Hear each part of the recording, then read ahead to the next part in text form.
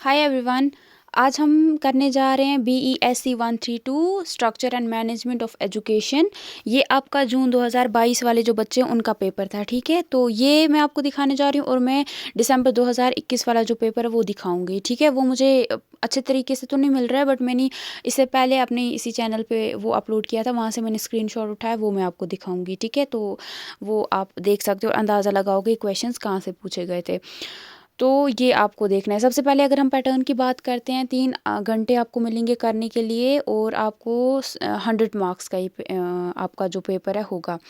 तो यहाँ पे आपको कोई 5 सवाल करने हैं और हर एक सवाल को एटलीस्ट आपको 500 वर्ड्स में लिखना है, ठीक है। वो वाले सवाल जो 20 मार्क्स के होंगे। अब जो 10 मार्क्स का जो सवाल होगा उसको आपको काम पे कितना लिखना है, 250 वर्ड्स में लिखना है।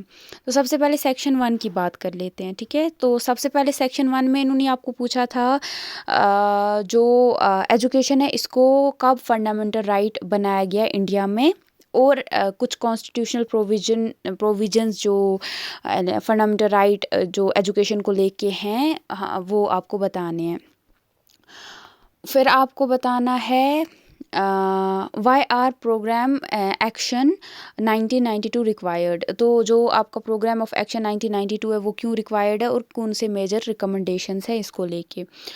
फिर आपको बताना था यहाँ पे रेगुलेटरी बॉडीज़ जो स्टेट लेवल पे होती हैं, इनका अगर देखा जाए ensuring universalisation of elementary education में क्या इनका काम रहता है, ठीक है। जो एलिमेंट्री एजुकेशन को बढ़ावा देना, ज़्यादा से ज़्यादा लोगों तक पहुँचाने में जो आपकी रेगुलेटरी बॉडीज़ एट स्टेट होती हैं, इनका क्या काम होता है इंडिया में, रोल क्या होता है इनका। फिर आपको यहाँ पे 4 ऑप्शंस दिए गए हैं, 4 में से किसी 2 पे लिखना था। Objective of national skills qualification framework, इस पे। फिर था आपका main features of integrated child development services. फिर आपको बताना था कॉन्सेप्ट ऑफ समग्र शिक्षा। फिर आपको 3 लैंग्वेज फार्मूला के बारे में पूछा गया है। फिर सेक्शन बी था यहाँ पे आपको पूछा गया है मेडिकल एजुकेशन इन इंडिया, इसकी क्या इंपॉर्टेंस है, और आपका जो नेशनल मेडिकल कमीशन है इसके क्या रोल्स और रिस्पॉन्सिबिलिटीज़ हैं। फिर आपको बताना था प्राइवेटाइजेशन जो है ये हमारे यहाँ पे हायर एजुकेशन जो है उसको कैसे इम्पैक्ट कर रही है या इफ़ेक्ट कर रही है, और कौन कौन से फैक्टर्स हैं इसके जो इफ़ेक्ट कर रहे हैं हमारे जो हायर एजुकेशन है उसको। फिर आपको बताना था कुछ जो कंसर्न्स, जो कुछ जो लोगों को प्रॉब्लम, चिंताएं जो कि प्राइवेटाइजेशन ऑफ एजुकेशन को इंडिया में लेके हो रही हैं। फिर आपको बताना है यहाँ पे ऑनलाइन एजुकेशन पे फोकस क्यों इम्पोर्टेंट है, या हमें क्यों उस पे फोकस करना चाहिए ऑनलाइन एजुकेशन पे, और कुछ आपको बताना रेगुलेटरी प्रोविजंस जो कि हमारे इंडिया में ऑनलाइन एजुकेशन के लिए लागू किए गए हैं। फिर आपको वापस से 4 हैं, 4 में से कोई 2 पे लिखना था। ICT टूल्स जो है for allocation of work among teachers, types of institutional accountability, benefits of globalisation for education, massive open online courses. देखो, और ये है आपके हिंदी वाले जो बच्चे हैं, ठीक है, ये आप देख सकते हो, ये ले लीजिए आप, ठीक है, ये आप देख सकते हो। अब आपको मैं एक बात बताती हूँ, ये पेपर आप ले लो, अपनी बुक खोलो, उसमें देखो ये जो क्वेश्चंस है ये इन्होंने जून में किन चैप्टर्स पे ज़्यादा फोकस किया है। फिर देखो कौन से चैप्टर्स पे इन्होंने फोकस नहीं किया, जहाँ से इन्होंने क्वेश्चंस नहीं पूछे हैं, ठीक है, वो आप निकालो, देखो कितने चैप्टर्स हैं, ठीक है। अगर 8 आ रहे हैं देन ठीक है, फिर उन 8 पे फोकस करो, लेकिन अगर उससे कम आ रहे हैं फिर बाकी वो सारे आप करोगे, ठीक है, उनको अच्छे से करोगे जो रह रहे हैं।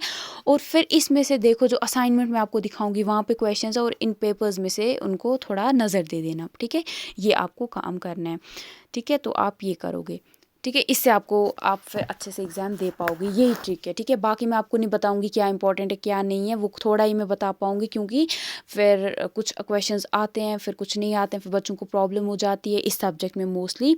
तो इसीलिए मैं आपको एक यही दे रही हूँ कि आप अपनी बुक खोलो, उसमें देखो जून में इन्होंने कहाँ से किन चैप्टर्स में से ज़्यादा सवाल पूछे हैं, ठीक है। फिर उन चैप्टर्स को आप अलग रखोगे और देखोगे कौन से चैप्टर्स हैं जहाँ से इन्होंने सवाल नहीं पूछे हैं, ठीक है, और जहाँ से इन्होंने छोटे छोटे सवाल पूछे हैं, मतलब उतने बड़े वो 10-10 मार्क्स के ही पूछे हैं, फिर वो 10-10 वाले, और जो बाकी जिनसे नहीं पूछा है उनको आप ले लो, और देखो 8-9 चैप्टर्स आ रहे हैं, अगर 8 to 9 चैप्टर्स आ रहे हैं फिर उनको रट्टा मारो, लिटरली रट्टा मारो, इतने अच्छे से करके जाओ, फिर वही आपको वहाँ पे देना है, ठीक है, वहाँ से ही क्वेश्चन ये लोग पूछेंगे, ठीक है, ये आपको बताना है। अब मैं आपको दिखाती हूँ दूसरा पेपर, ये है जी आपका दिसंबर 2021 वाला, ठीक है, ये आप देख सकते हो। यहाँ पे आपको major recommendations of education commission 1964 से लेके 66 तक जो थी और क्या इसकी इम्प्लीकेशंस थी, ठीक है। फिर आपको पूछा गया वोकेशनल एजुकेशन एंड ट्रेनिंग जो 10+2 लेवल पे होती है और इसके कुछ इंपॉर्टेंट एस्पेक्ट्स बताने थे। फिर आपको बताना था डिसीजन मेकिंग बॉडीज जो यूनिवर्सिटी की लेवल पे होते हैं वो कौन कौन से होते हैं और उनका क्या फंक्शन होता है। फिर आपको पूछा गया है जो नेशनल एजुकेशन पॉलिसी 2020 है इसमें क्या बोला गया है और इसकी इंटरनेशनलाइजेशन ऑफ एजुकेशन क्या उसकी क्या मतलब रिकमेंडेशंस दी हैं उसने इंटरनेशनलाइजेशन ऑफ एजुकेशन के लिए। फिर आपको सस्टेनेबल डेवलपमेंट गोल जो कि एजुकेशन के ऊपर हैं। फिर आपको आईसीटीज़ की क्या इंपॉर्टेंस है फाइनेंशियल मैनेजमेंट इन स्कूल्स में। फिर फैक्टर्स इफेक्टिंग टीचर ऑटोनॉमी, फिर आपको ये था। फिर आपको पूछा गया है यहाँ पे फीचर्स और benefits of any 4 school management tools, उस पर बताना था आपको। फिर आपको ओपन डिस्टेंस लर्निंग पे पूछा गया है और इसके कुछ रोल्स बताने थे। फिर आपको सर्व शिक्षा अभियान जो है उस पर उसकी क्या इंपॉर्टेंस है, उसका क्या कॉन्ट्रीब्यूशन है universalization of school education in India को लेके। फिर आपको direct principles of state policy के बारे में पूछा गया है। फिर आपको नेशनल सिस्टम ऑफ एजुकेशन के बारे में पूछा गया है। फिर आपको रिकमेंडेशंस ऑफ NEP 2020 पूछा गया है। फिर आपको आउटकम बेस्ड एजुकेशन के ऊपर पूछा गया है सवाल। तो ये है जो हिंदी वाले बच्चे हैं, ठीक है, उनके लिए, ठीक है, ये आप देख सकते हो यहाँ पे। तो अगर आपको ये आई थिंक पूरा नहीं दिख रहा होगा ना यहाँ पे, तो अब आप क्या कर सकते हो, आप मेरे ही चैनल पे आप उसको ढूंढ लो, आप वहाँ पे सर्च करो, आपको मिल जाएगा, ठीक है। वहाँ पे आपको ये पूरा पेपर मिल जाएगा मेरे चैनल पे, आप BSc फिर साथ में चैनल का नाम लिखो, आपको मिल जाएगा, ठीक है। तो ये था, ये है आपका असाइनमेंट जो आई थिंक आपने ही किया था, है ना, 2021-22 के जो बच्चे थे उनके लिए। तो ये आप देख लो एक बार, ठीक है, इन पे आपको फोकस करना है। सबसे पहले 3 लैंग्वेज फार्मूला के ऊपर, फिर है आपका प्री प्राइमरी एलिमेंट्री एजुकेशन जो है regulatory body for pre primary. फिर आपको यहाँ पे पूछा गया SCERT के बारे में ये। फिर है आपका नेशनल मेडिकल कमीशन। फिर आपका पूछा गया privatisation of higher education in India, ये तो इस पर पूछा था इन्होंने सवाल, ये वापस नहीं पूछेंगे।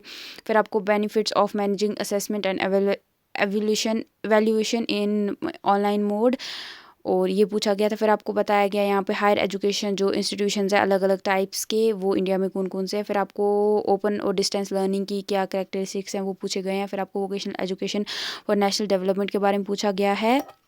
फिर आपको नवोदय विद्यालय के बारे में पूछा गया, उसके फंक्शंस के बारे में। फिर नेशनल एजुकेशन पॉलिसी 2020 जो है ये restructuring of school education in India के बारे में क्या रिकमेंडेशंस देती है। और NCTE के बारे में आपको पूछा गया है, ये है आपका। अब आप बोल रहे होंगे मैं जल्दी जल्दी क्यों बोल रही हूँ, क्योंकि अभी आपके पास बहुत ज़्यादा कम टाइम है, तो इसीलिए मैं नहीं चाहती हूँ मेरे वीडियो की वजह से आपका टाइम ज़ाया हो जाए। I mean आपका टाइम आपका टाइम लॉस हो जाए, तो इसलिए मैं आपको जल्दी जल्दी बोल रही हूँ, ठीक है। तो ये असाइनमेंट बहुत इम्पोर्टेंट है, ठीक है, ये वाला है आपका, ठीक है, ये है आपका, हाँ ये बहुत इम्पोर्टेंट असाइनमेंट है। तो सबसे पहले इसमें आपको क्या करना है, यहाँ पे आपको फंडामेंटल राइट्स जो अलग अलग सिटीजन्स को दिए जाते हैं, what are various fundamental rights given to citizen in India in the constitution of India, कौन कौन से फंडामेंटल राइट्स है जो इंडिया में दिए जाते हैं सिटीजन्स को, और एजुकेशन के रिलेटेड आपको यहाँ पे पूछा गया है। फिर आपको यहाँ पे टोटल क्वालिटी मैनेजमेंट से क्या आपने समझा है वो पूछा गया है आपसे। फिर आपको नेशनल नॉलेज कमीशन जो है इसके बारे में पूछा गया है। फिर आपको यहाँ पे role and function of CBSE and your state board of, तो यहाँ पे CBSE और स्टेट बोर्ड ऑफ स्कूल जो एजुकेशन है या एग्जामिनेशन बोर्ड है इनके बारे में आपको बताना था, कंपेयर करना था इनको। और अलग अलग जो टाइप्स हैं higher education types institutions in India वो पूछा गया है। और यहाँ पे आपको पूछा है factors contributing to the growth of private participation in education, ये पूछा गया है। फिर आपको यहाँ पे पूछा गया है district institutions of education and training जो डाइट होता है इसका क्या काम है, रोल और फंक्शन है। फिर आपको नेशनल स्किल क्वालिफिकेशन फ्रेमवर्क का क्या ऑब्जेक्टिव्स है ये पूछा गया है, ठीक है। तो ये कुछ आपको इम्पोर्टेंट मैंने आपको क्वेश्चंस बता दिए हैं, और जो मैंने आपको ट्रिक बताई है वो प्लीज़ आप देख लेना वो कैसे आपको करना है, और उसी हिसाब से आपको फिर प्रिपेयर करना है एग्ज़ाम के लिए, ठीक है। तो इतना ही मैं आपकी हेल्प कर सकती इस सब्जेक्ट को लेके। तो बाकी ऑल द बेस्ट आपके एग्ज़ाम के लिए, एंड थैंक यू।